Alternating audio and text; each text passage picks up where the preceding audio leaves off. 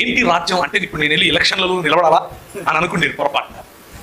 ఆ రాజ్యం అంటే ఏంటో సింపుల్గా చెప్తాను, వినండి. మధ్యాహ్నం మీకు ప్రశ్నలు ఉంటే అడగండి, ఇప్పుడే ప్రశ్నలు రాసుకోండి. ఎందుకు ఈ మార్గమే ఎన్నుకోవాలి, మిగిలిన మార్గాలు ఎందుకు ఎన్నుకోకూడదు, లేకపోతే మిగిలిన మార్గాలు ఎన్నుకుంటే నాకేమొస్తుంది, నాకేం పోతుంది అన్న విషయాన్ని కొంచెం చూద్దాం. నేను చాలా ఏండ్లు ఖురాన్ చదివాను, చాలా ఏండ్లు భగవద్గీత, భాగవతం, రామాయణం మరియు మహాభారతం లాంటి ఇతిహాసాలు మరియు పురాణాలు చదివాను. వేదాంత శాస్త్రం అంటే ముఖ్యంగా శంకరాచార్యుడు, మధ్వాచార్యుడు వీళ్ళిద్దరూ రాసినటువంటి అద్వైత మరియు ద్వైత సిద్ధాంతాలను చదివాను. హిందుత్వంలో ఉన్నటువంటి ప్రధానమైన అంశాలు ఇవే కాదు, కొన్ని వేరే పుస్తకాలు జొరాస్ట్రియనిజంకి సంబంధించినవి, తర్వాత హేతువాదానికి సంబంధించినవి, తర్వాత నాస్తికవాదానికి సంబంధించి దేవుడు లేనే లేడు అనే దానికి సంబంధించినవి పుస్తకాలు, వాళ్ళ తర్కం చదివాను. అంతా చదివిన తర్వాత నాకు అర్థమైంది ఏమిటి అని అంటే, జాగ్రత్తగా వినండి, 66 పుస్తకాలు ఉన్నటువంటి బైబిల్ గ్రంథాన్ని మించిన గ్రంథం ఈ ప్రపంచంలో ఏది లేదు, ఏది లేదు. ఎందుకో చెప్తాను వినండి. ఎందుకు అనంటే, మిగిలిన గ్రంథాలన్నీ మతమే నేర్పిస్తాయి. బైబిల్ గ్రంథం కొంతమందికి మతం నేర్పించేలా కనిపిస్తుంది, కానీ నిజానికి బైబిల్ గ్రంథం దేవుని యొక్క హృదయములో నుంచి వెలువడినటువంటి ఆయన కుమారుని యొక్క రాజ్యమును మాత్రమే ప్రకటిస్తుంది. బైబిల్ గ్రంథం యొక్క సారాంశం ఏమిటి అనంటే, నువ్వు ఆయన నిర్మించినటువంటి పాత్రవు, ఆ ఏ గుర్తింపుతో అయితే నిన్ను నిర్మించాడో ఆ గుర్తింపును తెలుసుకుంటే చాలు, అదే ఆయన నిర్మించేటటువంటి రాజ్యానికి పునాది. ఇది బైబిల్ గ్రంథం చెప్తుంది. కానీ మిగిలిన గ్రంథాలు, ఖురాన్ అయినా, హదీసులైనా, అష్టాదశ పురాణాలైనా, లేకపోతే 4 ఇతిహాసాలైనా, ఇవన్నీ కూడా ఏం నేర్పుతాయంటే, భగవంతునికి అనుసంధానంగా ఉండటానికి, భగవంతుని మెప్పించటానికి నువ్వేం చేయాలి అన్నవి నేర్పుతాయి. ఎంతగా మతం ఇలాంటి విషయాలు నేర్పుతుంది అని అంటే, భయంకరంగా నేర్పుతుంది. నువ్వు ఎలాంటి బట్టలు వేసుకోవాలో చెబుతుంది, నువ్వు ఎలా తలదువ్వుకోవాలో చెబుతుంది, నువ్వు ఎలా భోజనం చేయాలో చెబుతుంది, నువ్వు ఎలా 1కి 2కు వెళ్ళాలో చెబుతుంది. ఖురాన్ చెబుతుంది. నేను చదివాను కాబట్టి చెప్తున్నాను మీకు ఈ విషయం. ఎలా కళలు ఎలాంటివి కనాలో చెబుతుంది, ఎలాంటి భాష మాట్లాడాలో చెబుతుంది. అంటే నియంత్రణ అంటే అర్థం ఏంటి? కంట్రోల్. మతము నిన్ను కంట్రోల్ చేస్తుంది. శుక్రవారం నాడు ఆయన ఒక పట్టికలను తీసుకో, ఒక టెంకాయ తీసుకున్నాను, ఆయన 30 ప్రదక్షిణాలు నా దగ్గరికి వస్తే తాంబూలం పెట్టి నాకు ఇచ్చావనుకోని నేను అచ్చింతలేసి నేను ఆశీర్వదిస్తాను. అప్పుడు నీకేమొస్తుంది? నీ శ్రాద్ధం, నీ పిండా కూడా వస్తుంది. అర్థమైందా? ఇది మతం నేర్పుతుంది. కానీ దరిద్రం ఏంటంటే, మన సంఘాల్లో కూడా పంతులు మొదలయ్యారు. మన సంఘాల్లో కూడా సంభావన కార్యక్రమాల కోసం పంతులు మొదలయ్యారు. కాకపోతే వాళ్ళు అక్కడ నాయన రామరథం విష్ణు అని అక్కడ అంటారు, ఇక్కడేమో దేవుడి బిడ్డ, పరిశుద్ధమైన దేవుడు నిన్ను పిలుచుచున్నాడు, నీవు శుక్రవారం నాడు తలంటి స్నానం చేసుకుని వచ్చి ప్రార్థించిన ఎడల అని ఇక్కడ మొదలు పెడతాడు. ఇది మతం నేర్పించేందుకు, నిన్ను నియంత్రించేందుకు పెట్టేటటువంటి కట్టడలు.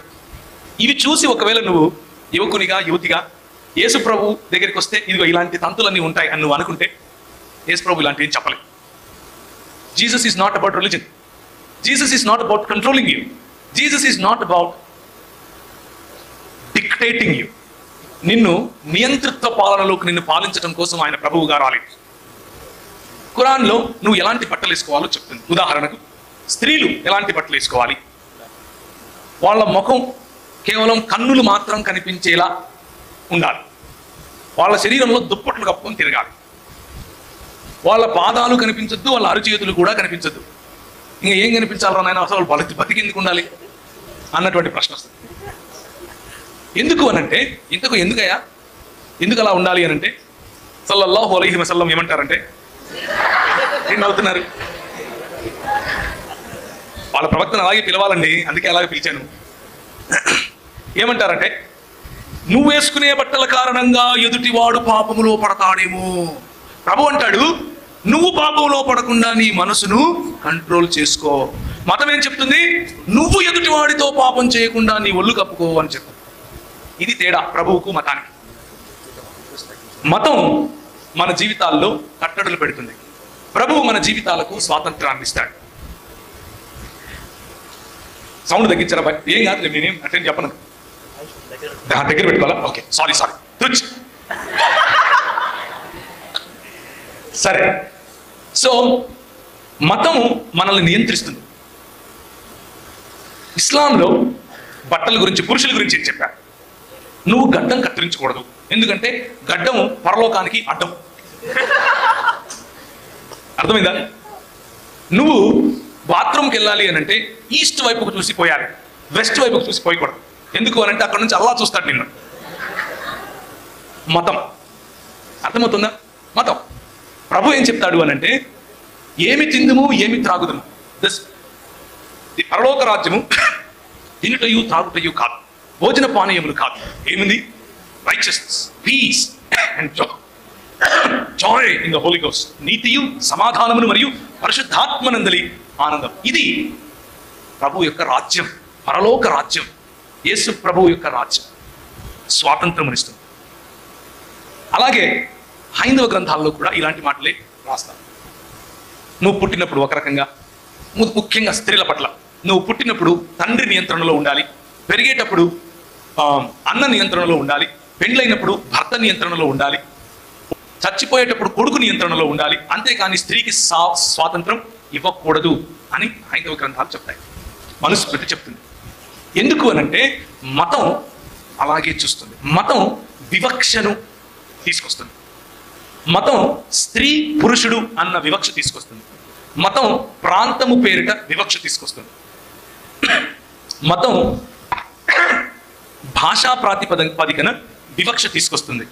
మతం నువ్వు చేసే పనుల మీద ఆధారంగా నువ్వు గొప్పవాడివా తక్కువ వాడివా నిన్ను తీర్పు తీరుస్తుంది. మతం నీ రంగును ఆధారంగా చేసుకుని నీ జాతి గొప్పదా తక్కువదా సూచిస్తుంది. ఇలా మతం పెట్టేదంతా కూడా, నేర్పేదంతా కూడా వివక్ష. ముఖ్యంగా స్త్రీల గురించి నేను చేసినటువంటి అధ్యయనంలో, ఇక్కడ ఇంతమంది కూర్చున్నారు కదా, అందుకు ఈ మాట చెప్తున్నాను. స్త్రీల గురించి నేను చేసిన కొద్దో గొప్ప అధ్యయనంలో నాకు అర్థమైంది ఏమిటి అని అంటే, 66 పుస్తకాలు ఉన్నటువంటి బైబిల్ గ్రంథం తప్ప మిగిలిన ఏ మత గ్రంథంలోనూ స్త్రీకి దేవుడు తన పోలికను, తన స్వరూపాన్ని ఇవ్వలేదు. మీకు కేవలము బైబిల్ మాత్రమే ఏం చెప్తుంది అని అంటే, నువ్వు నేను ఇద్దరము సమానంగా దేవుని పోలికలో ఆయన స్వరూపంలో మనం ఉన్నాం. ఇక ఏ గ్రంథం చెప్పదు. మిగిలిన గ్రంథాలు శరీర అమరిక కారణంగా, అంటే మనకున్న అవయవాల యొక్క అమరికను, మన శరీరంలో ఉన్నటువంటి సైకిల్స్, మన శరీరంలో ఉన్నటువంటి సహజ సిద్ధంగా పురుషుడిని ఎలా పురుషుడని, స్త్రీని ఎలా స్త్రీ అని, మన భౌతిక కాయము, మన మనసులో జరిగేటటువంటి హార్మోనల్, మన శరీరంలో జరిగే హార్మోనల్ చేంజెస్ వలన వచ్చేటటువంటి మార్పులకు కారణంగా మనం ఎలా కనిపిస్తామో వాటి బేసిస్ మీద నువ్వు దేవుని దగ్గరికి వెళ్ళొచ్చు లేక దేవుడి దగ్గరికి వెళ్ళలేవు అన్నటువంటి నియంత్రణ, కంట్రోల్ మతం పెడుతుంది. ఏంటా కంట్రోల్? ఉదాహరణకు ఇస్లాంలో స్త్రీలు రజస్వల అయిన తర్వాత మస్జిద్లోనికి వెళ్ళకూడదు. రజస్వల అంటే పుష్పవతులైన తర్వాత, స్త్రీలు సమర్థలైన తర్వాత ఎక్కడికి వెళ్ళకూడదు? మసీదులోనికి వెళ్ళకూడదు. ఎందుకు వెళ్ళకూడదు అని అంటే, అక్కడున్న పురుషులు టెంప్ట్ అవుతారని. మనకి ఇళ్లలో ఉండరా అక్కలు, చెల్లెళ్ళు, అమ్మలు ఉండరా? మరి ఇళ్లలో ఎట్లా? మతం. అలాగే మన దేశ సంస్కృతిలో కూడా ఇదే చూడటం జరిగింది. మన దేశ సంస్కృతిలో కూడా స్త్రీల పట్ల భయంకరమైన వివక్ష. వారికి పురుషుల కంటే ఎక్కువగా, ముఖ్యంగా టీనేజ్ గర్ల్స్ మీ గురించి వేరు మతాలు ఎలా ఆలోచిస్తాయో చెప్తున్నాను. ఒక్కసారి మీరు 12 సంవత్సరాలు దాటితే మీ పట్ల స్థానికంగా ఉన్నటువంటి మతాల యొక్క ఆలోచన ఏమిటి అని అంటే, మీరు ఎప్పుడూ మనసులో పాపం చేస్తూనే ఉంటారు అని చెప్పారు. కానీ బైబిల్ గ్రంథం ఒక్కటే, సమానంగా పాపం చేశారు, సమానంగా పతనమైపోయారు, సమానంగా వారి కొరకు ప్రభు చనిపోయాడు, సమానంగా వారి కొరకు ప్రభు తిరిగి లేచాడు, సమానంగా వారిని తిరిగి మృతులైన తర్వాత లేపుతాడు, సమానంగా వారి కొరకు లెక్క అడుగుతాడు, సమానంగా వారికి తన పరలోకములో స్థానాన్ని ఇస్తాడు. స్త్రీ పురుషుడు అన్న భేదం లేకుండా ఇస్తాడు. ఇది కేవలం బైబిల్ మాత్రమే చెప్తుంది, ఇంకే గ్రంథం చెప్తుంది. ఇలా చూసుకుంటూ పోతే మీరు చదువుకోవటానికి వీలు లేదు అని ఇస్లాం చెప్తుంది, మీరు చదువుకోవటానికి వీలు లేదు అని హైందవ్యము చెప్తుంది. కానీ జ్ఞానమందును వయస్సునందును యేసు ప్రభువు ఏ విధంగా ఎదిగాడో అలాగే ప్రతి ఒక్కరూ ఆయన మార్గదర్శనంలో ఆయనను మాదిరిగా తీసుకొని ఎదగాలి అని స్త్రీకి పురుషునికి ఇద్దరికి ప్రబోధ చేసింది కేవలం బైబిల్ మాత్రమే. చదువులో కానీ, వ్యాపారంలో కానీ, ఉద్యోగంలో కానీ ప్రతి చోట సమాన స్థాయినిచ్చింది కేవలం బైబిల్ గ్రంథమే. ఉదాహరణకు ప్రభు అయిన యేసుక్రీస్తు వెళ్ళిపోయిన తర్వాత 600 సంవత్సరాలకు ఇస్లాం వచ్చింది. ఆ ఇస్లాం వచ్చినప్పుడు ముహమ్మద్ గారు పెళ్లి చేసుకున్నటువంటి మొట్టమొదటి స్త్రీ ఆయన కంటే 16 సంవత్సరాలు పెద్ద. ఆ స్త్రీ ఒకానొక క్రైస్తవ తెగకు చెందిన స్త్రీ. ఆ స్త్రీ అంటే యేసు ప్రభు వారు వచ్చి వెళ్ళిపోయిన 600 సంవత్సరాలకు పెద్ద వేరు దేశాల్లో విస్తరించినటువంటి వ్యాపారం చేసేది. అంటే క్రైస్తవం ఏం నేర్పింది? స్త్రీలకు ఏం నేర్పింది? వ్యాపారం చేసే స్వాతంత్రం ఇచ్చింది. కానీ ఆ స్త్రీని పెళ్లాడినటువంటి ముహమ్మద్ గారు తను స్థాపించినటువంటి ఇస్లాం మతంలో స్త్రీకి చదువు వద్దని చెప్పాడు, స్త్రీకి వ్యాపారము వద్దని చెప్పాడు, స్త్రీకి ఇంటి నుంచి బయటికి రావాల్సిన అవసరమే లేదని చెప్పాడు. ఎంత తేడా చూడండి. బైబిల్ గ్రంథంలో ఉన్నటువంటి శక్తి అది. యేసు ప్రభువును అనుసరించాలి అని అంటే బయట మీకు కనిపించే మతాన్ని చూసి కన్ఫ్యూజ్ అవ్వకండి. బయట కనిపించే మతంలో లేనిపోని డ్రామాలు కనిపిస్తాయి. ఒకడు ఎగురితేనే నువ్వు క్రిస్టియన్ అంటాడు, ఇంకొక నువ్వు ఎగరకుంటేనే క్రిస్టియన్ అంటాడు, ఒకడు నువ్వు మోకరించి ప్రార్థిస్తేనే క్రిస్టియన్ అంటాడు, ఒకడు నువ్వు చేరి మీద కూర్చొని ప్రార్థిస్తే క్రిస్టియన్ అంటాడు. వాళ్ళకి ఇష్టం వచ్చినట్లు క్రైస్తవ్యాన్ని నిర్వచించేసి ప్రజల పైన మరింత భారాన్ని మోపటం, మరింత తీర్పు తీర్చటం మతం నేర్పుతుంది, క్రైస్తవ మతం కూడా.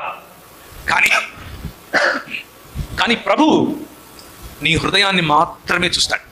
నీ హృదయంలో ప్రభు పట్ల ఉన్నటువంటి కోరిక, నీ హృదయంలో ప్రభు పట్ల ఉన్నటువంటి నిబద్ధత, నీ హృదయంలో ప్రభు పట్ల ఉన్నటువంటి కమిట్మెంట్ చూస్తాడు.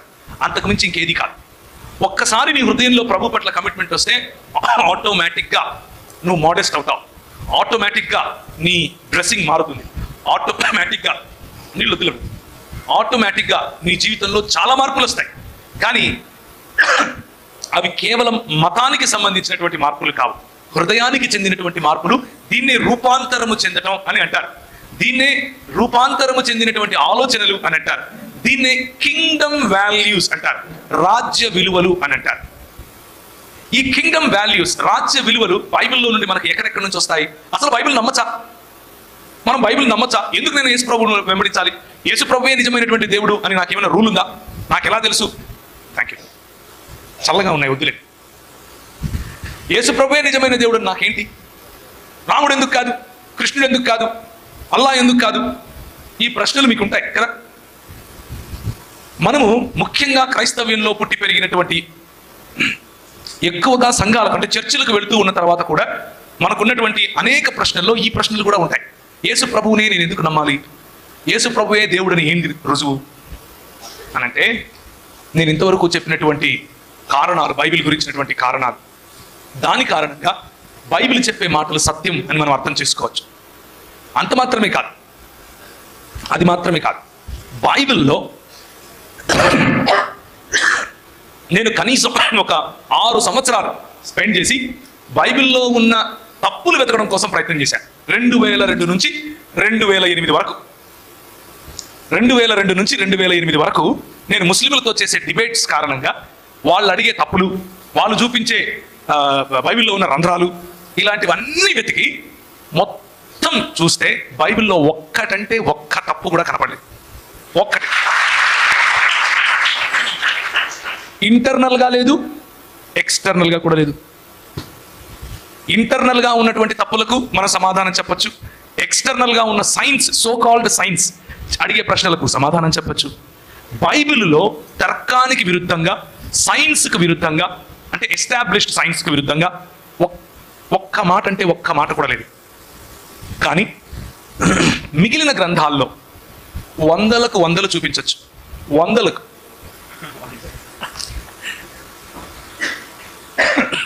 కాబట్టి బైబిల్ గ్రంథం it gives you assurance my brothers, my sisters. మీకు ఒక సాలిడ్ ఫౌండేషన్ ఇస్తుంది బైబిల్. ఒక్కసారి ఈ బైబిల్ కనుక గట్టిగా పట్టుకోగలిగితే రూపాంతరము అన్నది, లేకపోతే లెక్క చెప్పటానికి సిద్ధపాటు మన థీమ్ అన్నది ఆటోమేటిక్గా మొదలవుతుంది. ఈరోజు మధ్యాహ్నం మీకున్న ప్రశ్నలు మీరు అడుగుతూ ఉన్నప్పుడు మరిన్ని ఎక్కువ ఈ కోణంలో నుంచి చూసే ప్రయత్నం చేద్దాం. కానీ ఇప్పుడు యేసుక్రీస్తును అనుసరిస్తే నాకేమొస్తుంది అన్నటువంటి ప్రశ్నలు కూడా కొంతమందికి ఉంటాయి. అనుసరిస్తే ఏమొస్తుంది అన్నది తప్పకుండా చూద్దాం. కానీ అనుసరించకపోతే ఏమొస్తుంది అనేది చూద్దాం. ఫస్ట్ హేతువాదము లేకపోతే నాస్తికవాదంలో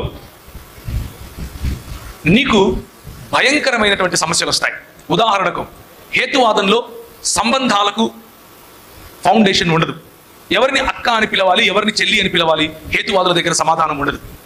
నేను ఎందుకు మా అక్కను పెళ్లి చేసుకోకూడదు, హేతువాదుల దగ్గర సమాధానం ఉండదు. నేనెందుకు ఒక స్త్రీతో వ్యభిచారం చేయకూడదు, హేతువాదుల దగ్గర సమాధానం ఉండదు. నేనెందుకు కష్టపడి చదవాలి, హేతువాదుల దగ్గర సమాధానం ఉండదు. నేనెందుకు సమాజ సేవ చేయాలి, హేతువాదుల దగ్గర సమాధానం ఉండదు. అంటే లైఫ్కు పర్పస్, మన జీవితానికి ఒక పర్పస్ ఉంటుంది, మన జీవితానికి ఒక ఉద్దేశం ఉంటుంది. ఆ ఉద్దేశాన్ని హేతువాదులు లేకపోతే నాస్తికవాదులు చెప్పలేరు. జొరాస్ట్రియనిజం అంతే, అంటే పార్సీ వాళ్ళు, గోద్రేజ్, టాటా ఇలాంటి వాళ్ళందరూ పార్సీలు అనమాట. అదొక మతం, వాళ్ళ దగ్గర ఉండదు సమాధానం. మిగిలింది నీ దగ్గర ఒకే ఒక్క మార్గం, అదేంటి? యేసు అనే మార్గం. పోనీ దీంట్లో నాకేమొస్తుంది, దీంట్లో నేనేం కోల్పోతాను? నెంబర్ 1, నీ పుట్టుక ఆధారంగా నీ మంచి చెడులను ఆయన నిర్ణయించడు. నెంబర్ 2, నువ్వు చేసే మంచి పనులు, చేయని మంచి పనులు ఆధారంగా ఆయన నీకు పరలోకమా లేకపోతే ఆయన రాజ్యంలో ప్రాతినిధ్యాన్ని ఇవ్వటము ఇవ్వకపోవటం అనేది చేయడు. నీ ముక్కు చక్కగుందని, లేకపోతే నువ్వు అందంగా ఉన్నావని, లేకపోతే నువ్వు బాగా చదువుతావని, లేకపోతే ఇంకా ఎన్నో క్వాలిఫికేషన్స్ నీకున్నాయని ఆయన నిన్ను ఎంచుకోడు, నిన్ను తృణీకరించడు. యేసు ప్రభువుకు ఉన్నటువంటి యునిక్నెస్ ఏమిటి అనంటే, ఆయనకు ఉన్నటువంటి ప్రత్యేకత ఏమిటి అనంటే, ఉచితంగా, ఫ్రీగా, ఉచితంగా నువ్వేం చేయక్కర్లేదు. మతం ఏదో ఒకటి చేయమని చెప్తుంది, ప్రభువు నువ్వేం చేయక్కర్లేదని చెప్తాడు. ఎందుకు అనంటే, నువ్వు చావాల్సిన చోట నేను చచ్చాను, కాకపోతే నువ్వు చస్తే తిరిగి లేలేవు, నేను మరణాన్ని జయించి తిరిగి లేచాను అని చెప్తున్నాడు. ఏం చేశాడంటే యేసు ప్రభు ఈ ఇల్లంతా బంగారం నింపి ఈ ఇంటి తాళపు చేతులు నీ చేతికి ఇస్తున్నాడు. తీసుకోవాలా వద్దా అన్నది నీ చేతిలో ఉంది.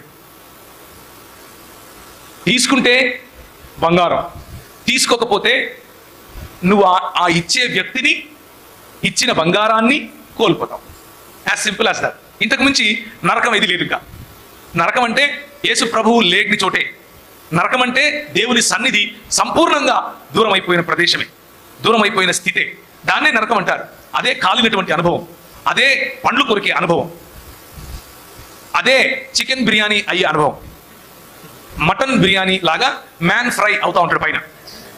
కాకపోతే దాన్ని మనం గ్రాఫికల్గా మనకు అర్థం అవడం కోసం అలా రాసి ఉంచారు. నిజముగా నరకం ఉంది, ప్రాక్టికల్గా నరకం ఉంది. ఆ నరకం ఏంటి అంటే, దేవుడు తన్ను తాను తన సర్వవ్యాప్తములో కూడా ఆ ప్రదేశానికి, ఆ ప్రాంతానికి, ఆ స్థితికి నేను రాను, నువ్వు నాకు వద్దు అని నువ్వు చెబుతావు. దేవుడు విడిచిపెట్టాడు, దేవుడు విడిచిపెట్టాడు, నువ్వు చెబుతావు నాకు నువ్వు వద్దు అని. ఈరోజు నువ్వు తీసుకోవాల్సిన నిర్ణయం చాలా స్పష్టమైన మాటల్లో చెప్తున్నాను. ఏంటి అనంటే, నీకు ఈ మార్గం కావాలా వద్దా, అంతే. As simple as that. ఏం ఫోర్స్ లేదు ఇందులో. నిన్ను తీసుకుపోయి నూనెలో వేసి కాలుస్తాడు, నిన్ను తీసుకుపోయి తందూరి చికెన్ చేస్తాడు, ఇలాంటిదేం చెప్పట్లేదు నేను నీకు. చాలా సింపుల్గా చెప్తున్నా. ఆయన ఇస్తానంటున్నాడు, ఉచితంగా ఇస్తానంటున్నాడు. తీసుకోవాలా వద్దా నీ చేతిలో ఉంది. ఎందుకు తీసుకోవాలి నేను అని అడగచ్చు. దానికి సమాధానం చెప్తాను. నాకు అవసరం ఏంటి? నంబర్ 1, నీకు అది కావాలి. ఎందుకు అనంటే అది జీవం. అది లేకపోతే నువ్వు నిర్జీవం అయిపోతావు. అది లేకపోతే, ఆ జీవం లేకపోతే, ప్రభువునందున్న జీవము నువ్వు కోరుకోకపోతే నువ్వు మృతుడితో సమానం. ఎందుకు అనంటే పాపములో పడి ఉన్నాం మనం. ఎందుకు పాపంలో పడి ఉన్నాం అనంటే, ఆదాము హవ్వలు మొదలుకొని ఏదేను తోటలో చేసినటువంటి ధిక్కారస్వరం. ధిక్కారస్వరం అంటే అర్థం ఏంటి? తిరుగుబాటు. ఏంది నీది అండం. దేవుడిని చూసే ఏంది, నువ్వు నాకు దేవుడు ఏంది, నేనే దేవుడు బా అండం. అలా అన్న కారణంగానే మనం దేవుడు ఇచ్చినటువంటి ప్రాతినిధ్యాన్ని, దేవుడిచ్చినటువంటి అధికారాన్ని, దేవుని యొక్క మహిమను, దేవుని కుటుంబములో పౌరసత్వాన్ని లేకపోతే కుటుంబ సభ్యత్వాన్ని కోల్పోయాం. కోల్పోయిన సభ్యత్వాన్ని, కోల్పోయిన కుటుంబ సభ్యత్వాన్ని, కోల్పోయిన దేవుని రాజ్య పౌరసత్వాన్ని, కోల్పోయిన దేవుని రాజ్య ప్రాతినిధ్యాన్ని నీకు తిరిగి ఇవ్వడమే రక్షణ అంటే. రక్షణ అంటే అంతే. రక్షణ అంటే యేసు ప్రభువుతో సంబంధం. రక్షణ అంటే యేసు ప్రభువుతో ఫ్రెండ్షిప్. రక్షణ అంటే యేసు ప్రభువులో ఫ్యాషనబుల్గా బ్రతకడం. రక్షణ అంటే యేసు ప్రభువు ఫ్యామిలీలో భాగం అవడం. రక్షణ అంటే యేసే నీకు ఫ్యూచర్ అవడం. రక్షణ అంటే యేసే నిన్ను ఫ్లైట్స్ లేకపోతే హైట్స్లోనికి తీసుకెళ్తాడు అన్న నమ్మకం. దాన్నే కింగ్డమ్ లైఫ్ అని పిలుస్తారు, రాజ్యములో ఉన్న జీవం అని పిలుస్తారు. మిగిలింది నీ సొంత జీవం. నీ సొంత జీవంలో తర్కం ఉండదు. నీ సొంత జీవంలో మీనింగ్ అంటే దానికి సార్థకత ఉండదు. నీ సొంత జీవనంలో నువ్వు అనుకుంటావు మౌజ్ మస్తీ కరో, ఎంజాయ్ కరో, ఘర్ పే జాకే సో జాओ. అది చేయొచ్చు. అది యేసు ప్రభువులో చేస్తే ఇంకా మజా ఉంటుంది, చాలా మజా ఉంటుంది. యేసు ప్రభువులో ఆ యేసు ప్రభువుని నమ్ముకుంటే నేను ఆనందంగా ఉండలేను, నేను ఎంజాయ్ చేయలేను అని ఎవరైనా అనుకుంటూ ఉంటే మీకు చెప్పిన సువార్త తప్పుడు సువార్తే. నిజానికి యేసు ప్రభువుని నమ్ముకుంటే చాలా ఎంజాయ్ చేస్తారు, మామూలు కాదు. నేను ఇందోర్ పోతానని పొమ్మని ప్రభు చెప్పాడు కదా, నేను ఇందోర్ బయలుదేరానని చెప్పాను కదా, నాకు ఆతాహై జాతాహై మాత్రమే వచ్చని చెప్పాను కదా. వెళ్ళాను, సాయంత్రం రాత్రి 10 గంటలకు దిగాను. చలి, నాకేం తెలుసు ఆ ఊర్లలో అంత చలి ఉంటుందని. నేను మామూలుగా పోయినా, అక్కడేమో గడగడ గడగడ గడగడ ఉనికి చలి. నేను జాకెట్ లేదు నా దగ్గర. జాకెట్ అంటే ఆడోళ్ళు వేసుకునేది కాదు, అంటే మీరు మళ్ళీ అట్లా ఆలోచిస్తారేమో అని. మగోళ్ళు వేసుకునే జాకెట్ ఉంటుంది కదా, అది లేదు. రైల్వే స్టేషన్లో 3 రాత్రులు పడుకున్నాను ఆ చలిలో. ఎందుకో తెలుసా? ఎంజాయ్ చేశాను చలిని. చలిని ఎంజాయ్ చేయడం ఏందిరా దరిద్రుడా అంటారా? యేసు ప్రభువును కలిగి ఉంటే వచ్చే మజా అట్లుంటది. యేసు ప్రభువును కలిగి ఉంటే వచ్చే కసి అట్లుంటది. ఎవ్వరు తెలియదు ఆ ఊర్లో, భాష రాదు, ఎక్కడికి వెళ్ళాలో తెలియదు. ఒక రోజు రాత్రి టికెట్ కొనుక్కొని వెళ్ళిపోయాను అంతే. అక్కడికి వెళ్ళిన తర్వాత పరిశుద్ధాత్ముడు నడిపిస్తున్నాడు. ఒకరోజు రాత్రి, 3వ రోజు రాత్రి పడుకొని ఉంటే ఒక కనబడింది. ఆ కలలో చూస్తున్నాను ఒక మంచం, ఆ మంచం మీద ఒక బెడ్షీట్ అంటే పరుపు మీద బెడ్షీట్ పరుచున్నారు. చెక్స్ ఇట్లా చెక్స్ అనమాట. దాని పక్కనే ఒక టేబుల్, ఒక చైర్ ఉంది. ఒక చెంబులో, చెంబు అంటే మనం వాడే చెంబు కాదు, నార్త్ ఇండియాలో ఒక రకమైన వేరే రకం చెంబులు ఉంటాయి. ఆ చెంబులో నీళ్ళు ఉన్నాయి. నాకు అది కనిపిస్తూ ఉంది. నేను ఎప్పుడు అలాంటి చెంబులు చూడలేదు అంతకుముందు. పొద్దున్నే లేచాను, ఏందప్పా ఇది, స్నానం లేదు, ఏం లేదు. రైల్వే స్టేషన్లో స్నానాలు ఎక్కడ ఉంటాయి? ట్యాప్ దగ్గరికి వెళ్ళి ముఖం కాళ్ళు గిల్లు కడుక్కొని బయలుదేరాను బయటికి. ఎందుకంటే సువార్త చెప్పాలి, ఇంతే ప్యాషన్. సువార్త చెప్పాలి, ప్రభువు కోసం జీవించాలి. ఏం చేయాలో తెలియదు కానీ సువార్త చెప్పాలి. ఎట్లా చెప్తావురా? ముగి సైకిల్తో చెప్తాను, ఆతాహై జాతాహై అంటాను. ఏదో అవతలోనికి మాత్రం అర్థమవుతుంది, అవతలోనికి అర్థమవుతా ఉంది నేను మాట్లాడేది. ఎలా అర్థమవుతుందో నాకు తెలియదు. పొద్దున్న లేచి బయలుదేరితే రాత్రి నాకు కలలో కనిపించిన ఇల్లే. బయట జూలాఘర్ అని రాస్తుంది. జూలాఘర్ అంటే అర్థం ఏంటంటే చిన్నపిల్లలను వాళ్ళ అమ్మ నాన్నలు పనికి వెళ్తూ క్రచ్లో ఆడుకోవడానికి వేసి వెళ్తారు కదా, అది జూలాఘర్ అంటే. జూలాఘర్ అంటే ఏందో నాకు తెలియదు. వెళ్ళాను, ఆ ఇంటి దగ్గరికి వెళ్ళి తలుపు తట్టాను. ప్రభు వెళ్ళమన్నాడు. వెళ్ళాను. వాళ్ళు జైన్ కుటుంబానికి చెందిన వాళ్ళు బయటకు వచ్చారు. ఆమె బయటకు వచ్చింది. ఏం కావాలా అని అడిగింది. నాకంత తెలియదు కదా, అన్ని మూగి సైకిలే. రూమ్ కొనా అన్నాను. పైనుంది చూసుకోపోయింది. పైనుంది చూసుకోపోయింది. నేను ఎవరో తెలియదు. 3 రోజులు స్నానం లేదు, ఏం లేదు, అడక తినేవాళ్ళలాగా ఉన్నాను.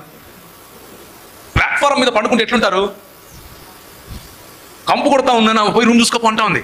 పైకి వెళితే అదే మంచం ఉంది, అదే పరుపు, అదే చెక్స్తో పరిచిన దుప్పటి, చెంబు, దాన్ని ఏమంటారు, ఆ టేబుల్, చైర్. చూశాను, నాకేం అర్థం కాలేదు. ఏంది రాత్రి దీన్ని చూసినాను కదా, దేజావు ఏమో అనుకున్నా.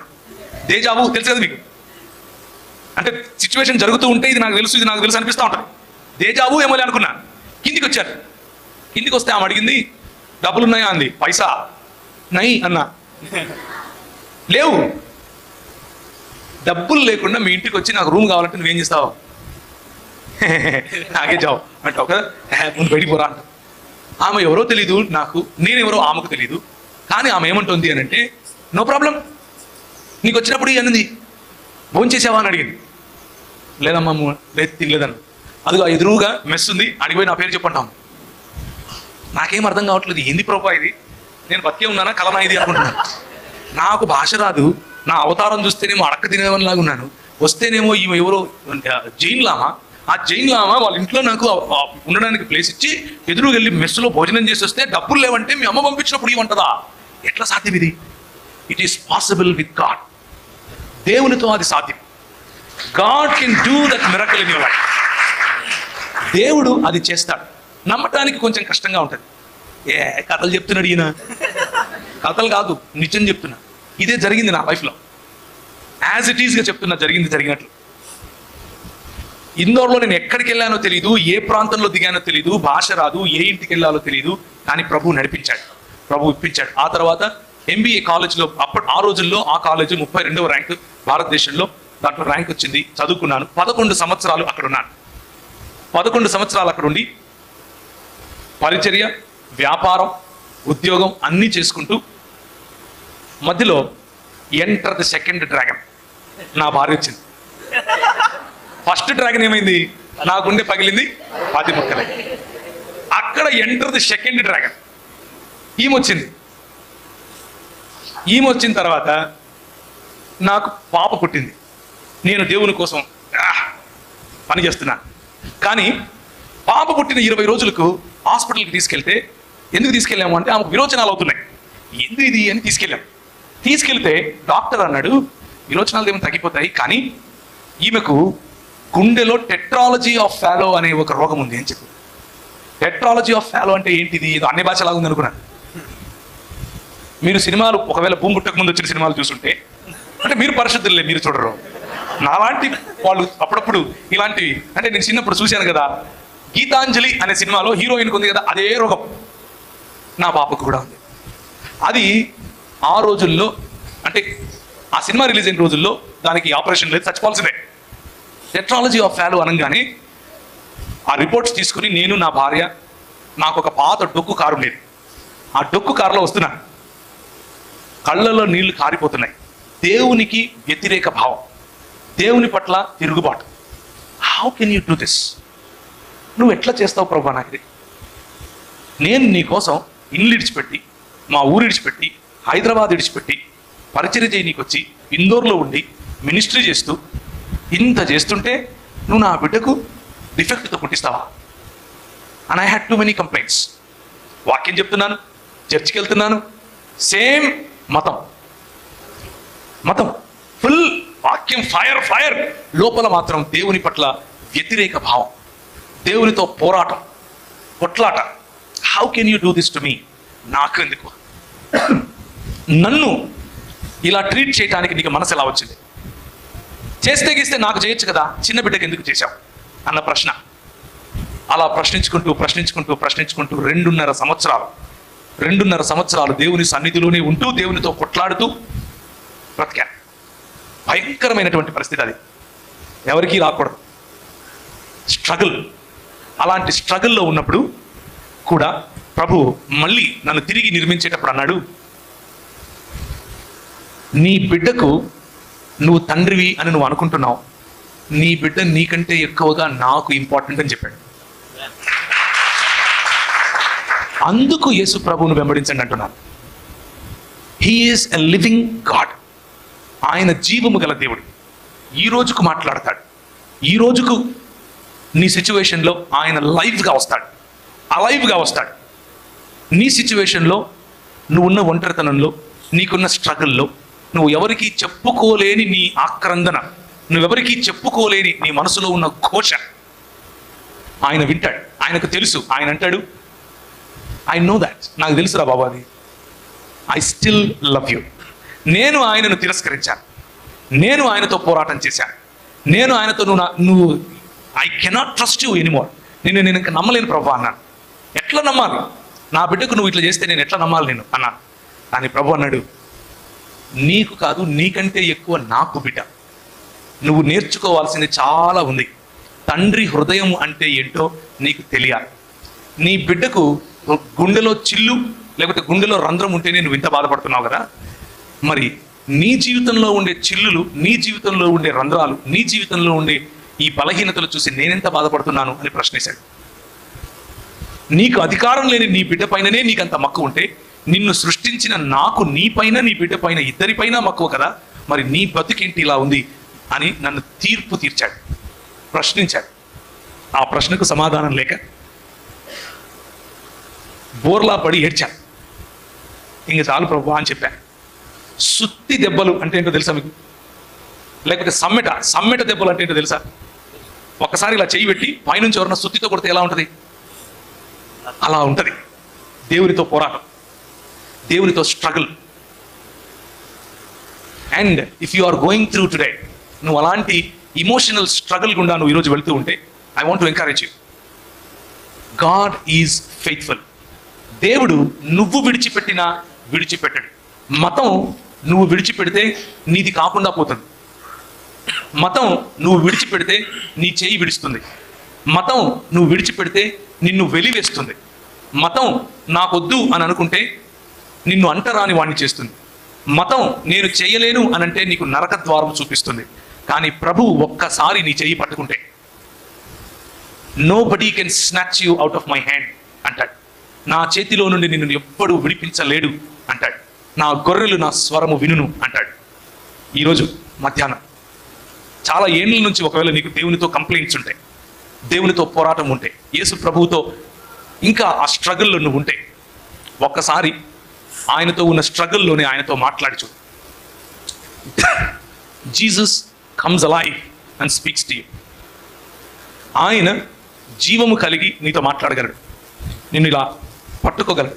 ఈ స్ట్రగ్లింగ్ లైఫ్ ఉంది చూసారా, ఈ సుత్తి దెబ్బలు సమ్మెట దెబ్బలు ఉన్నాయి చూసారా, చాలా కష్టం. Please don't go through it. Yesu ప్రభువు లేని జీవితం ఇక్కడ నీరు గారిన జీవితమే, నిత్యత్వంలోనూ నీరు కారిన జీవితమే. ఇక్కడ కోల్పోయిన జీవితమే, నిత్యత్వంలోనూ కోల్పోయిన జీవితమే. యేసు ప్రభువును కలిగి ఉన్న జీవితం ఇక్కడ ఫలవంతమైన జీవితం, నిత్యత్వంలో కూడా ఫలభరితమైన జీవితం. అందుకనే ఆది కాండంలో ప్రభు ఇచ్చినటువంటి వాగ్దానముతో కూడిన ఆశీర్వాదముతో కూడిన బాధ్యత ఏమిటి అంటే, ఫలించండి, విస్తరించండి, అభివృద్ధి చెందండి, భూమిని నిండించండి, దానిని లోబరచుకోండి లేక వశపరచుకోండి. God wants you to be the kings and queens. God wants you to rule over the world. ప్రపంచం పైన రాజ్యం చేయాలి మీరు అని ఆయన ఆశ. కానీ మనం ఎక్కడ ఆగిపోతాం? చిన్న చిన్న వాటిపైన మతాన్ని చూసి ప్రభువుకు దూరంగా ఉంటాం. మతము నిన్ను డిసప్పాయింట్ చేస్తుంది గ్యారంటీగా మై ఫ్రెండ్. కానీ దేవుని రాజ్యంలో నువ్వు రాజుగా, దేవుని రాజ్యంలో దేవుని రాజ్య ప్రతినిధిగా ఉండాలి అని నిర్ణయించుకుంటే, he can make you the head, not a tail. ఒక కథ చెప్పి ముగిస్తాను. 2 అయిపోయింది, భోజనం చేయాలి. తిట్టుకోకండి, ఆకలి అవుతుంది, బంద్ చేయరా, చేసేస్తా.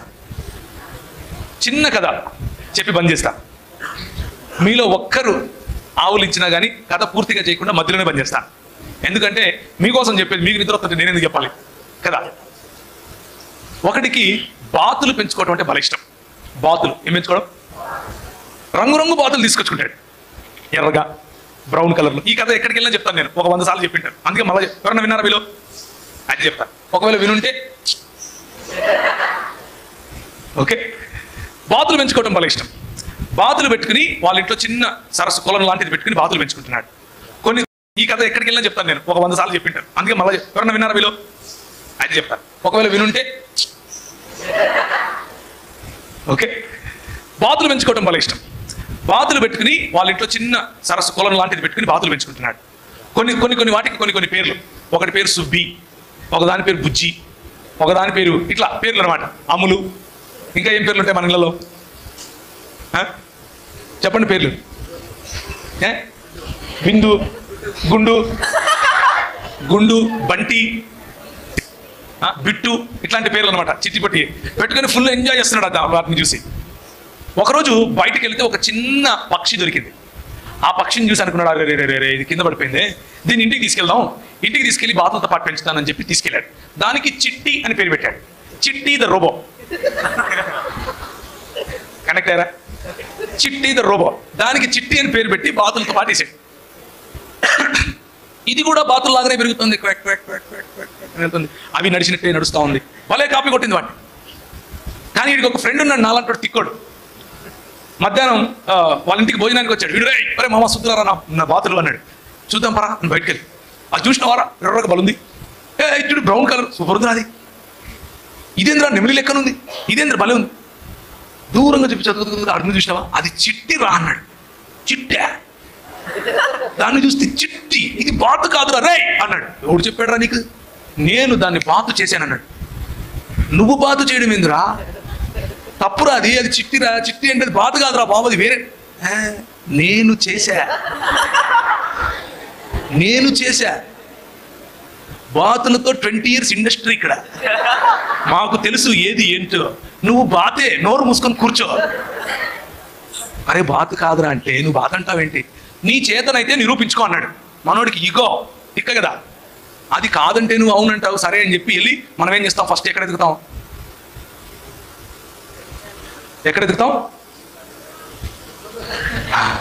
మనకు తెలిసిన ఫస్ట్ తల్లి గూగులమ్మ తల్లి. అమ్మా గూగులమ్మ అని ఎతికాడు. ఏంటి ఇంతకు ఈ పక్షి పరిస్థితి ఏంటి, ఇది ఎందుకు బాధ అయిపోయింది అని ఎతికి మొత్తం చూసి ఒక 3 రోజుల తర్వాత ఇంటికి వచ్చాడు. రై ఈ పక్షి బాధ కాదురా, నిరూపించరా అన్నాడు. దాన్ని చేతిలోకి తీసుకుని కొంచెం అట్లా మసాజ్ కొట్టి దాని రెక్కలు కొంచెం అట్లా అని దాన్ని పైకి సిరేశాడు.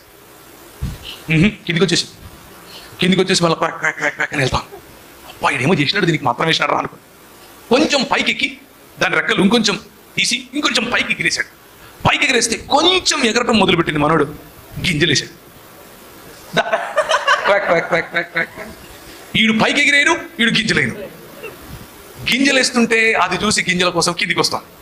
ఎట్లా దీన్ని ఏం చేయాలి అని గూగుల్ తల్లి చెప్పినట్టు గుర్తెచ్చుకుని ఒక చిన్న గుట్టలాగా ఉంటే ఆ గుట్ట పైకి ఆ పక్షిని చేతికి తీసుకుని మిట్ట మధ్యాహ్నం అయిపోయింది అప్పటికే.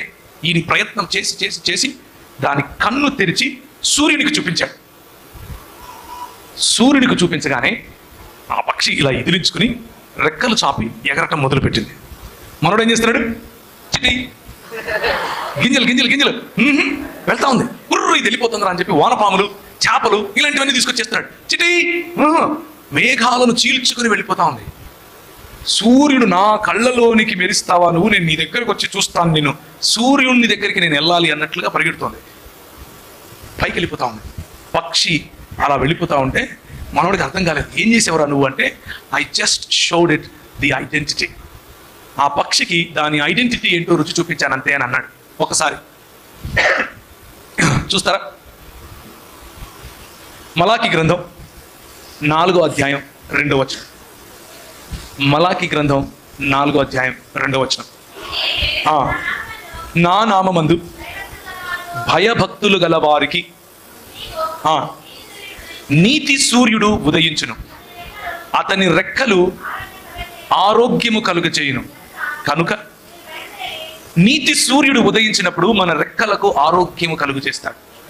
ఈ సూర్యుడు భౌతికంగా ఉదయించినప్పుడు ఈ పక్షికి ఏ విధంగా రెక్కలకు ఆరోగ్యము కలిగిందో, మనకు పతన స్థితిలో ఉన్న మనకు, దేవునితో పోరాటంలో ఉన్న మనకు, దేవునితో సంధి లేని మనకు, దేవునితో సమాధానము లేని మనకు నీతి సూర్యుడు ఉదయిస్తే మన రెక్కలకు ఆరోగ్యము కలుగు చేస్తాడు. క్రొవ్విన దూడలు గంతులు వేసినట్లు మనము గంతులు వేస్తాం. అలయక సొమ్మసిల్లక పరుగెడిపోతాం. మనము తలలుగా ఉంటాం, తోకలుగా ఉండం. ఇంతకు ఈ పక్షి ఏంటి? పక్షిరాజు. ఓకే, గ్రద్ద. యెషయా గ్రంథం 40 చెప్పండి.